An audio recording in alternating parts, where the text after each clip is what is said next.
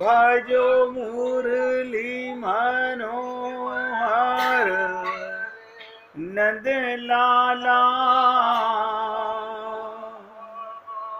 भजो गिरिधर गोविंद गोपाला। भजो गिरिधर गोविंद गोपाला। भजो मुरली मनोहर नंद लाला। भजो मुरली मनोहर नंद लाला। भजो गिरिधर गोविंद गोपाला। भजो गिरिधर गोविंद गोपाला। भजो मुरली मनोहर नंद लाला। भजो मुरली मनोहर नंद लाला। भजो गिरिधर गोविंद गोपाला। भजो गिरिधर गोविंद गोपाला। बोलिए वृंदावन बिहारी लाल की जय। जय जय श्री राधे। जय जय श्री राधे। सभी भक्तों से निवेदन, बहुत एकाग्रचित होकर सत्संग के प्रत्येक शब्द को पूरी एकाग्रता के साथ हृदयंगम करने का पूरा प्रयत्न कीजिए। आपने सुना कि गोपियां भगवान को क्या नहीं कहती हैं, क्या क्या कहती हैं वो तो आप सुन चुके। गोपियां भगवान को क्या नहीं कहती। अब आप सोचिए, और भगवान उनके कायल हैं, भगवान उनके अधीन हैं। ऐसी क्या विशेषता थी गोपियों में जो हम में नहीं हो सकती? कुछ तो होगा ना। बस एक विशेषता थी, गोपियों ने अपना संबंध, एक एक शब्द पे ध्यान दीजिएगा, अपना संबंध केवल भगवान से माना हुआ था।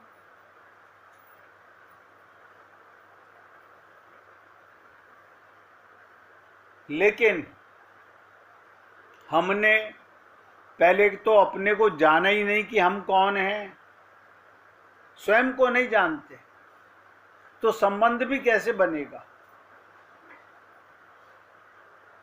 मैं तो काफ़ी प्रयत्न कर चुका आप लोगों से इस विषय में चर्चा करने में कि हे पुण्य आत्माओं, ये भ्रम शरीर का, ये आप और हम लोगों ने जो पाल रखा है, ये बहुत बड़ा धोखा है। इस शरीर को लेकर मनुष्य क्या सोचता है, हमारी उम्र इतनी ही नहीं है।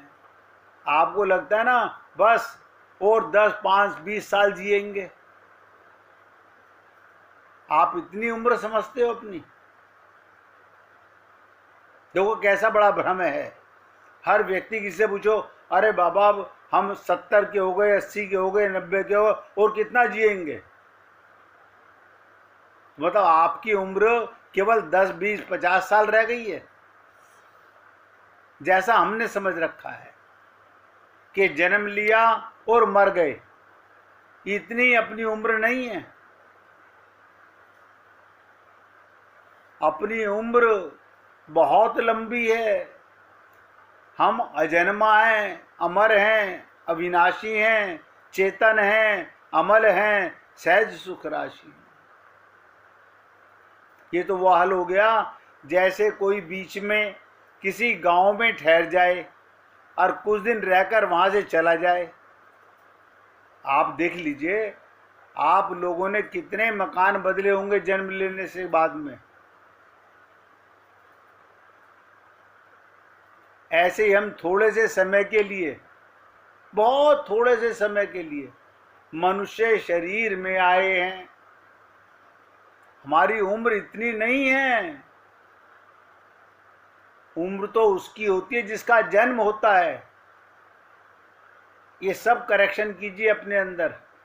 उम्र उसकी होती है जिसका जन्म होता है, और हम अजन्मा हैं। अब ये भ्रम क्यों पाल लिया कि हमारी उम्र इतनी है, हम बस और क्या जिएंगे। हम 84 लाख योनियों में जा चुके हैं, अब फिर कितनी योनियों में जाएंगे इसका भी पता नहीं।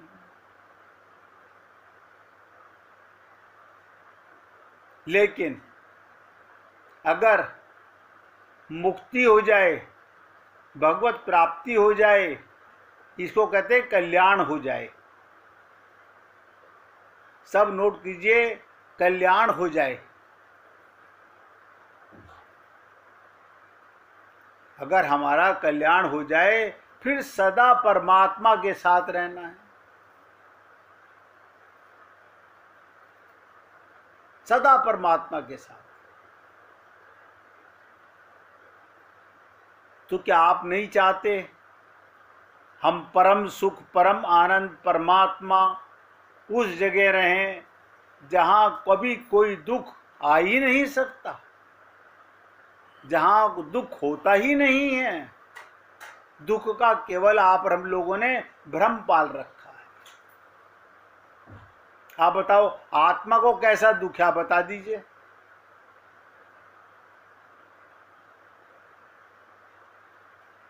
आत्मा को कैसा दुख है।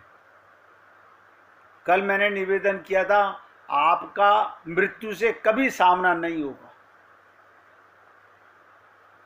इतना ही नहीं, आपका कभी मृत्यु से सामना हुआ ही नहीं है। आपने मरते हुए शरीर देखे होंगे, शरीर का जन्म होता हुआ देखा होगा,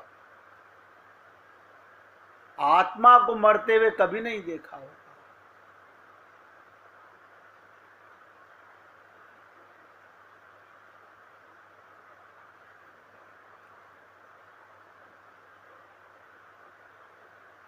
अगर हमारा कल्याण हो जाए, कल्याण का मतलब धन नहीं, परम धन मिल जाए। आत्मा का कल्याण केवल भगवत प्राप्ति के बाद ही है। आप अभी शरीर में रहते हुए भगवत प्राप्ति कर लीजिए, आपका कल्याण हो गया। अब कहीं रखो जैसे तुम्हारी मर्जी, किसी शरीर में रखो जैसे तुम्हारी मर्जी। तात्पर्य ये, हमें सदा रहना है, हम सदा से हैं। सब लोकों में घूमने पर भी हमारी उम्र समाप्त नहीं हुई। हमारा जीवन सदा के लिए है। इसलिए सभी पुण्य आत्माओं से नम्र निवेदन करता हूँ, ये सोचना चाहिए हम सदा के लिए सुखी क्यों ना हो जाएं। हमारा कल्याण क्यों ना हो जाए। जिसके लिए ये मनुष्य शरीर मिला, अब बताइए इस देह के मिलने से आपको क्या लाभ मिला। जिसे आप लाभ समझते हो तो छिन जाएगा। ये शरीर छिन जाएगा, ये परिवार छिन जाएगा, ये मकान, ये दुकान, ये बच्चे, ये पति, ये पत्नी, ये सब छिन जाएगा, क्योंकि आपका है ही नहीं। आप कभी नहीं मरोगे। इसलिए एक धारणा मन में धारो। हमें क्या सोचना चाहिए, हम सदा के लिए सुखी हो जाएं, कभी कोई दुख ना आए। और कितना सरल उपाय।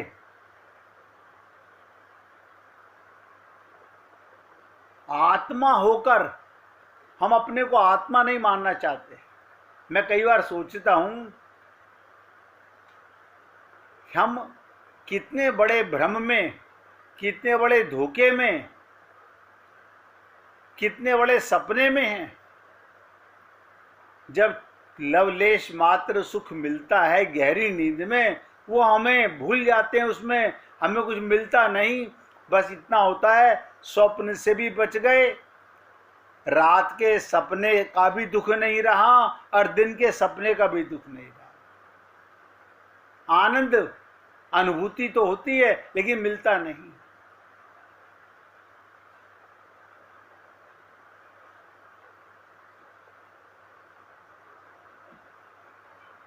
निवेदन करना मेरा कार्य है। आपको अच्छा लगे तो जीवन में उतार लीजिए। ये मौका बार बार नहीं मिलता, अभी मिला हुआ है, इसे टालिए मत। लोगों के मन में ये बहुत बड़ी भावना रहती है कि भगवान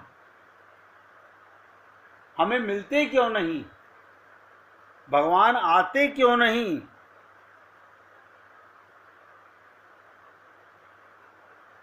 अभी गोपियों की चर्चा करने से पहले बहुत एकाग्रचित होकर सुनिएगा। भगवान के आने में एक पल की भी देरी नहीं है, एक पल की भी देरी नहीं है। बस कमी है हमारी श्रद्धा और विश्वास की। हम सबके अंदर देखो कितना बड़ा कमाल है। शरीर मानोगे तो परिवार में विश्वास है, परिवार के प्रति श्रद्धा है। बताओ इससे बड़ी अज्ञानता क्या होगी। आत्मा होते हुए परमात्मा के प्रति श्रद्धा नहीं है, परमात्मा के प्रति विश्वास नहीं है। हमारा शरीर मानने के बाद शरीरधारी परिवार में पूरी श्रद्धा है, अब पूरा विश्वास है। और हम लोग अपने को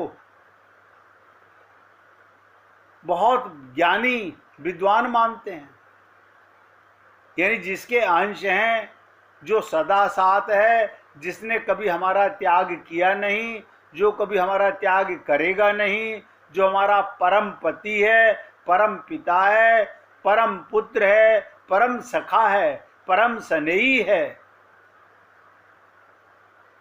उसके प्रति ना श्रद्धा है ना विश्वास है। अगर ये हो जाए श्रद्धा और विश्वास, भगवान को पुकारें। आप कहोगे ये लोग सारा दिन तो पुकारते रहते हैं भगवान को, अब भजन सुना देते हैं, सुबह आरती कर लेते हैं, पूजा कर लेते हैं। ये पुकार नहीं है। गोपियां तो एक बार भी ऐसे नहीं पुकारती।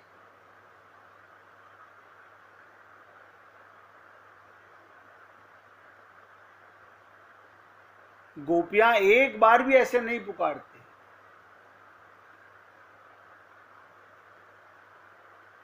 पुकार कैसी होनी चाहिए? इतना आर्त भाव हो, इतनी व्याकुलता हो, इतनी तड़प हो, जो भगवान को द्रवित कर दे, मजबूर कर दे। कहीं से नहीं आना उसको, अंदर ही बैठा हुआ है।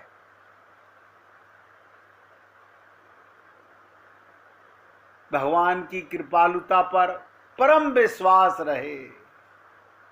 देखिए मैं आपको यहां तक निवेदन कर रहा हूं, एक हरि और एक गुरु, इनको छोड़कर बाकी सब पे हमने जो विश्वास किया वो शरीर मान के किया। अब बताइए, हमने जिस पति पर विश्वास किया शरीर पर, वो तो रहेगा नहीं, तो हमारा विश्वास खत्म, हमारी श्रद्धा खत्म। आत्मज्ञान होता, परमात्मा पे विश्वास होता, तो परमात्मा ऐसा कब था जब नहीं था, ऐसा कब होगा जब नहीं होगा, तो आपकी पुकार सत्य होगी।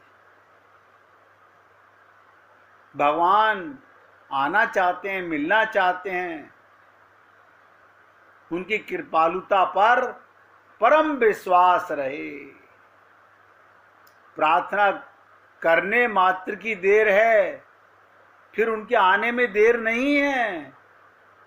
आप बुरा मत मानिएगा, आप और हम लोगों को ऐसा लगता है इसका मतलब हमने आज तक प्रार्थना की ही नहीं है। आप बता दीजिए, कब आर्त होकर, तब व्याकुल होकर, सब कुछ त्याग कर, सब कुछ भूल कर आपने भगवान को पुकारने का प्रयत्न किया है। दोष मत दीजिए कि भगवान उस पर मेहरबान करते हैं, हम पर मेहरबान नहीं है। भगवान जिसको भी मिले हैं सही पुकार से मिले हैं, सही संबंध से मिले हैं, वरना अंदर तो बैठे हुए हैं, अंदर तो बैठे हुए हैं।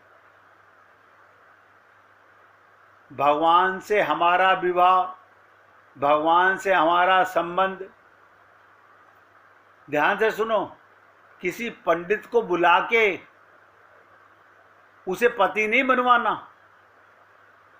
वो सदा का परम पति है, वो सदा का परम पिता है, वो सदा की परम माता है। और वही माता पिता में आते हैं, वही पति पत्नी में आते हैं, लेकिन ना हम वो पहचानते हैं, क्योंकि हम तो अपने को देह मानकर ऐसे ही भटकते जा रहे हैं। इसलिए हार्दिक निवेदन कर रहा हूं, अपना ये जीवन बर्बाद मत कीजिए। एक दिन की बात, महामुनि दुर्वासा ऋषि दुर्योधन के यहाँ गए, बहुत सत्कार स्वागत हुआ। दुर्योधन ने मन में समझा ये बड़े क्रोधी पर बड़े सीधे हैं, सरल हैं, बहुत भोले हैं, जो उन्हें मुंह से कह दें वो करना पड़ता है।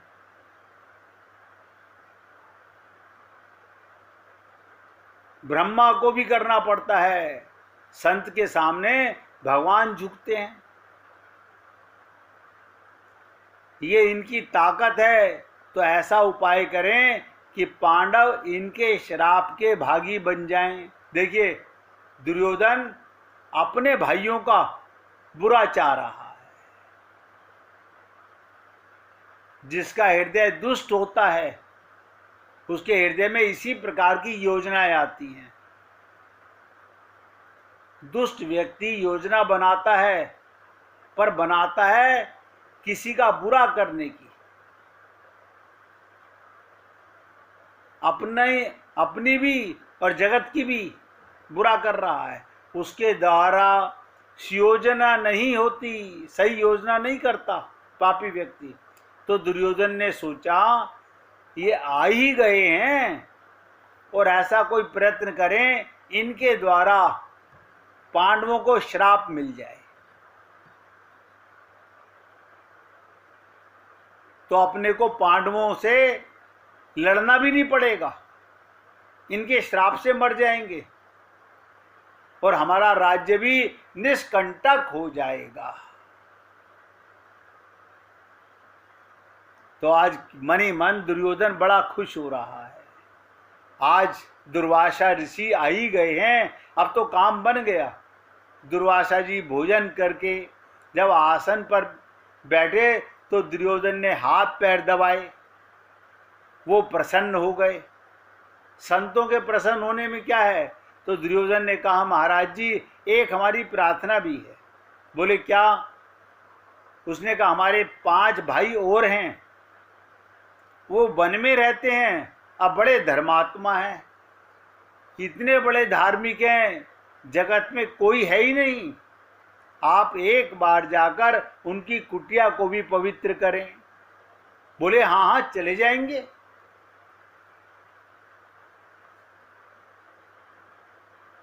कहा एक प्रार्थना, और हे महाराज सवेरे जाएंगे तो उनके अग्निहोत्र में तथा उनके अन्य कामों में बाधा पड़ेगी, आप शाम को जाइएगा। दुर्योधन ने क्या कहा? सुबह सुबह मत जाइएगा, शाम को जाइएगा। दुर्वासा ऋषि बोले हाँ ठीक है, शाम को जाएंगे। सरल हृदय के दुर्वासा जी ने कह दिया जाएंगे। उनके साथ चलता फिरता पूरा विश्वविद्यालय था। क्या बताओ, उनके हजारों शिष्य उनके साथ होते थे। जैसे हमारे यहाँ पहले गुरुकुल होते थे, तो गुरुजी के साथ विशाल शिष्यों का समूह चलता था।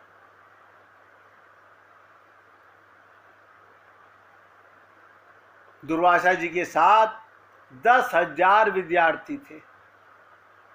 दुर्वासा जी शिष्यों के साथ युधिष्ठिर महाराज के पास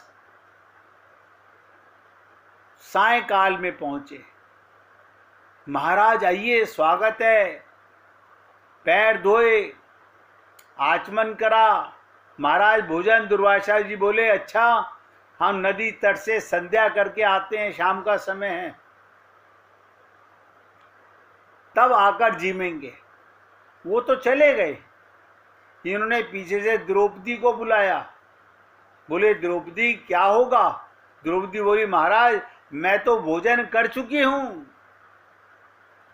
उसे सूर्य भगवान का वरदान था कि जब तक पात्र का भोजन द्रौपदी नहीं खाएगी तब तक उसमें भले ही लाखों आदमी आकर खाना खा सकते हैं।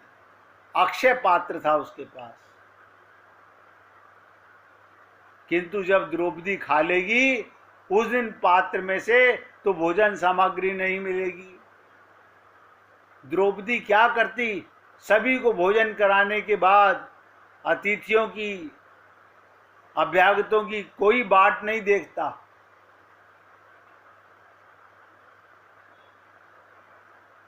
अपने खाने से पहले बाहर पुकारती कि कोई भूखा हो, किसी को अन्न चाहिए हो, वो आ जाए।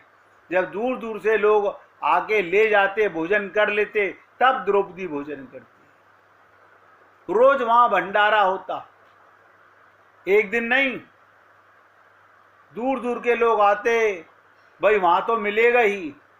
किंतु आज तो द्रौपदी भोजन कर चुकी है। बोली महाराज मैं तो भोजन कर चुकी अपने पति से, अब कोई सामान तो वहां है नहीं। धर्मराज ने कहा अब क्या होगा द्रौपदी? द्रौपदी बोली अब क्या होगा? डरते क्यों हैं आप? देखिएगा इतनी श्रद्धा, इतना विश्वास जो आप और हम लोगों के पास नहीं है। क्या कहा द्रौपदी ने? मेरे श्री कृष्ण कहाँ गए? धर्मराज बोले वो तो गए द्वारका। बोली द्वारका नहीं गए, याद किया श्री कृष्ण बचाओ, पुकारा, बस तैयार।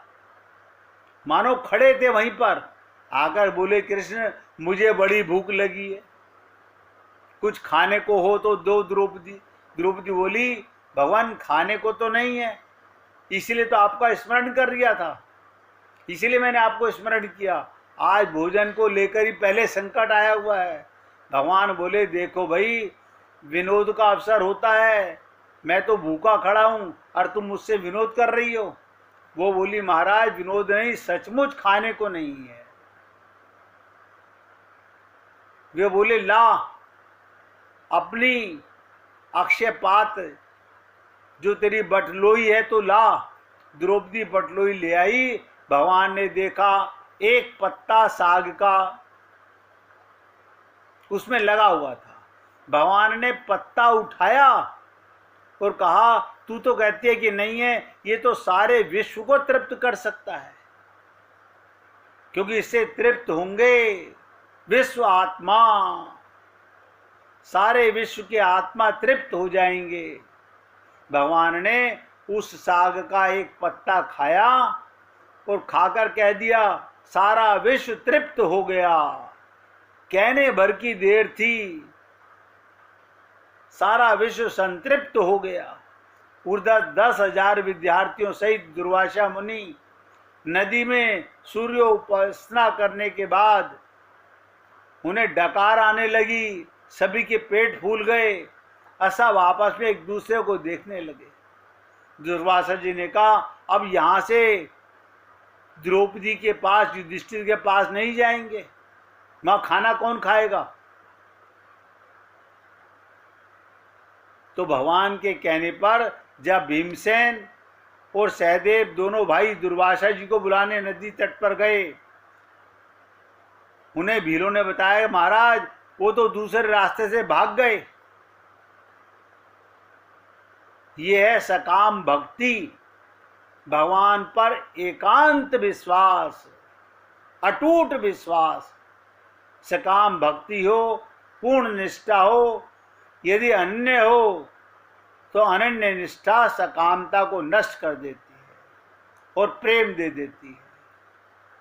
इसलिए पुण्य आत्माओं, हमारी श्रद्धा और विश्वास में बहुत बड़ी कमी है। इसी के कारण मिले हुए परमात्मा से भी हमारी मुलाकात नहीं हो पा रही है। एक बात प्यार से गाएंगे, श्रीमन्नारायण